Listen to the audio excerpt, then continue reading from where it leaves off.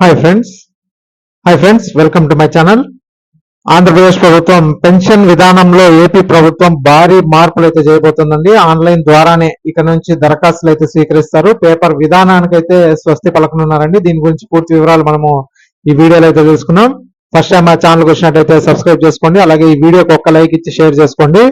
ఇక వివరాల్లోకి వెళ్తే ఏపీ ప్రభుత్వం ప్రజలకు వేగంగా సేవలు అందించేందుకు ఆన్లైన్ విధానాన్ని ప్రవేశపెడుతోంది. అందులో భాగంగా ఇటీవల సదరం సర్టిఫికెట్ల స్లాట్ బుకింగ్ జారీని ఆన్లైన్ విధానం ద్వారా చేపట్టగా ఇప్పుడు పెన్షన్లను దరఖాస్తులను కూడా డిజిటలైజేషన్ చేస్తున్నట్లు వెల్లడించింది. ఏపీ ప్రభుత్వం రిటైర్డ్ ఉద్యోగులకు పెన్షన్లను అందిస్తున్న విషయం తెలిసిందే. ప్రతి నెల వారికి పెన్షన్ల పంపిణీ అయితే చేస్తుంది. అయితే కూటమి ప్రభుత్వం అధికారంలోకి వచ్చాక పెన్షన్ల విధానంలో కీలక మార్పులు అయితే చేస్తుంది. వీటి సేవలను పూర్తిగా ఆన్లైన్ విధానంలోకి మార్చింది. వీటి కోసం దరఖాస్తు చేసుకునే ప్రక్రియ నుంచి జారీ చేసే ప్రక్రియ వరకు ప్రతి పనిని డిజిటలైజ్ చేసింది. దీనివల్ల ప్రక్రియ వేగవంతం కావడంతో పాటుగా పారదర్శకత లభిస్తుందని కూటమి సర్కార్ తెలిపింది. రిటైర్మెంట్ తర్వాత ప్రభుత్వ ఉద్యోగులు సులువుగా పెన్షన్ పొందేందుకు ఈ కొత్త సంస్కరణలు తీసుకొచ్చింది.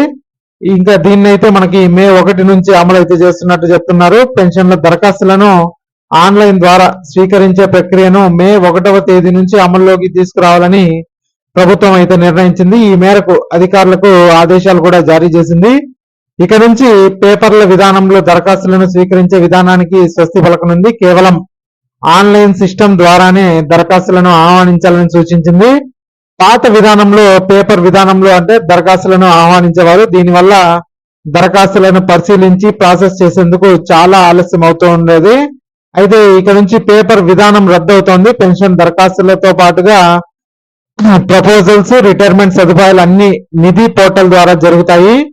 పాత విధానంలో పెన్షన్ కోసం ప్రభుత్వ కార్యాలయాల చుట్టూ తిరగాల్సి వచ్చేది. అంతేకాకుండా తమ దరఖాస్తు ప్రక్రియ ఎక్కడి వరకు వచ్చిందనేది తెలుసుకోకుండా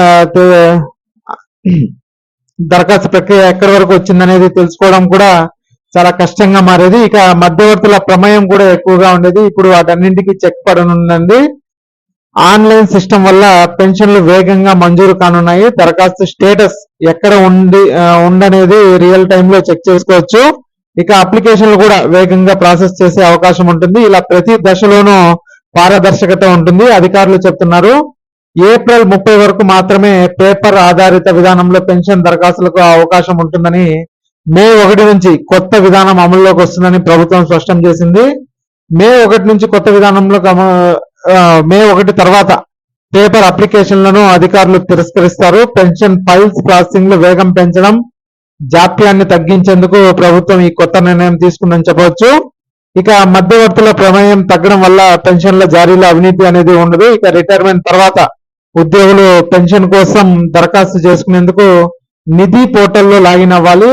ఆన్లైన్ అప్లికేషన్ నింపి డాక్యుమెంట్స్ అప్లోడ్ చేయాల్సి ఉంటుందండి.